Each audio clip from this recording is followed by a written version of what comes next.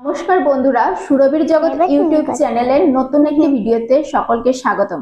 আশা করছি যে যেখান থেকে দেখছেন সকলে ভালো আছেন, সুস্থ আছেন, আমরাও ভালো আছি। আজকে একটি নতুন ভিডিও নিয়ে চলে এসেছি, মুসুর ডালের পকোড়া। এই যে আমি ডালটাকে ভিজিয়ে রেখেছিলাম ঘন্টাখানেক, এখন পুরো ভিজে গেছে। এবার এটাকে বেটে নেব মিক্সিতে। তার সঙ্গে 4টে কাঁচা লঙ্কা দিয়েছি, ঝালটা যে যার স্বাদ অনুযায়ী। এবার এটাকে বেটে নেব। মা, জলদি করে পকোড়াটা বানাও, আমার খুব খিদে পেয়েছে তো। এই তো এক্ষুনি বানাবো, বেশিক্ষণ সময় লাগবে না, এক্ষুনি হয়ে যাবে। তাড়াতাড়ি, ডাল তো ভেজানোই ছিল, আর এখন বেটে নিলেই হয়ে যাবে তাড়াতাড়ি। ঠিক আছে, তুমি একটু বসে অপেক্ষা করো, আমি রেডি করে নিই। পকোড়া কিন্তু ডাল কিন্তু বাটা কমপ্লিট হয়ে গেছে। এবার আমি এখানে ফেটিয়ে নেব মশলাপাতি দিয়ে। কি করে করবে মা? দেখতে থাকো কি করে করি। ঠিক আছে, দেখতে থাকি।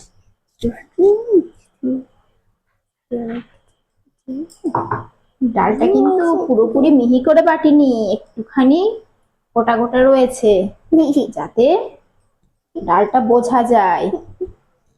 মা, আমার তো সেটাই তো খুব খুব খুশি লাগছে। আমরা এত খিদে পেয়েছে। মা, এর মধ্যে তুমি কি কি দিচ্ছ? এই যে এর মধ্যে দেব কালো জিরে, তারপরে দেব হলুদ, আরে হলুদ বলো, আর হলুদ বলো না, হলুদ বলো। আর স্বাদ অনুযায়ী দেব লবণ। আর এটা দিবি লবণ? না, এটা পিঙ্ক সল্ট। পিঙ্ক মানে দিবি লবণ, এটা না? এটাকে ভালো করে ফেটিয়ে নেব।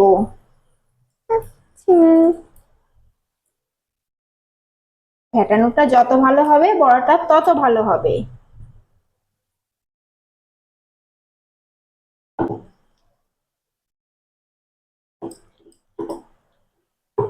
দেখেছো কি সুন্দর কালার হচ্ছে? হ্যাঁ, আর কালো জিরে গুলো দেওয়ার জন্য কি সুন্দর লাগছে। হ্যাঁ, আর এটা মুখে পড়লেও কিন্তু দারুণ স্বাদ লাগবে। গ্যাসটা অন করে দিলাম। এবার কড়াটা চাপিয়ে নিলাম, কড়াটা গরম হোক।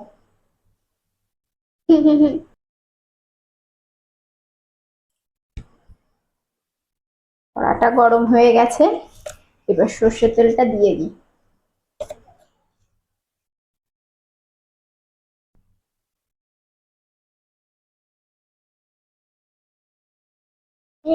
হয়ে গেছে, কড়াতে ভালো করে মাখিয়ে নিই।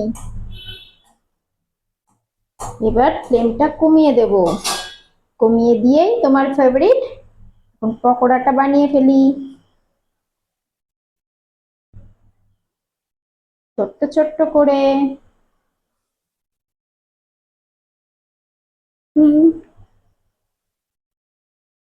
তোমাকে বলেছি না একটা সুন্দর রেসিপি করে খাওয়াবো।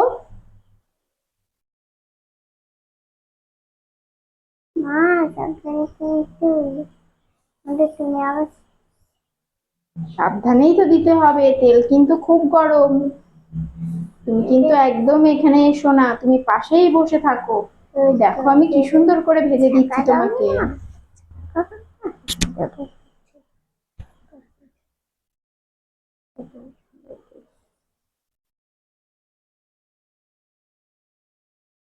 একটুখানি সময় লাগবে, হয়ে যাবে।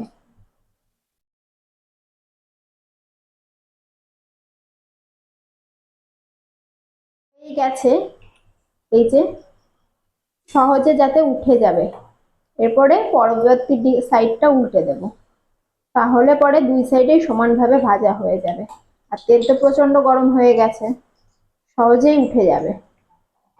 আর এটাকে খুব আস্তে আস্তে ভাজতে হবে, হাই ফ্লেমে দিলে কিন্তু বাইরেরটাই পুরো লাল হয়ে যাবে, কিন্তু ভেতরটা কাঁচাই থেকে যাবে। তাই এই পকোড়া ভাজার জন্য সবসময় ধিমে আঁচেই ভাজতে হবে। আমি একদম ফ্লেমটা কম করে দিয়েছি।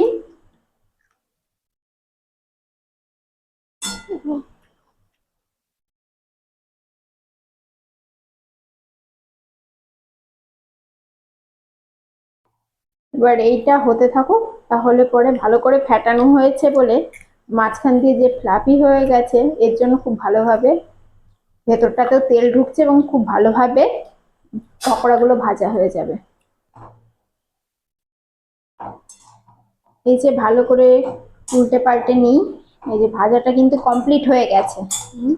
কালারটা পুরো একদম ব্রাউন টাইপ হয়ে গেছে, গোল্ডেন ব্রাউন। এবার তুলে নেব।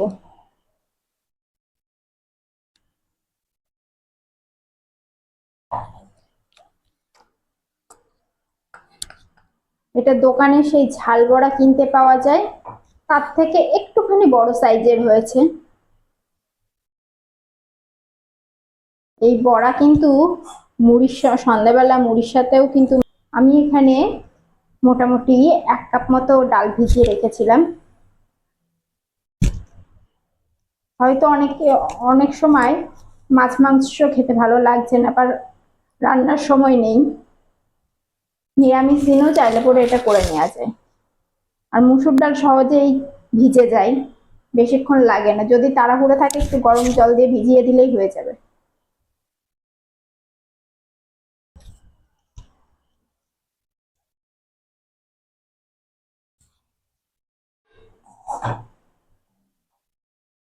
যে এক পাশ হয়ে গেলে পরে একটুখানি নাড়া দিলে পরেই ভাজা হয়ে গেলে সেটা উল্টে যাচ্ছে। কালারটা কি সুন্দর এসেছে। এবার আমি এগুলো সব তুলে নেব।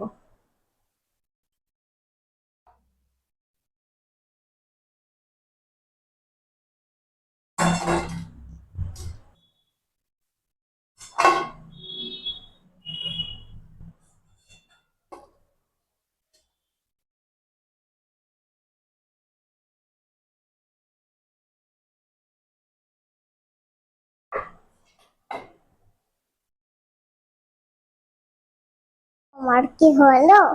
এই যে তোমার জন্য একদম গরম ওয়াও, গরম পকোড়া রেডি। কি সুন্দর এই আছে। দেখো তো কেমন টেস্টি হয়েছে। খেয়ে দেখো। ভালো। ভালো হয়েছে। হুম, দেখো তো। খুব ভালো। হুম,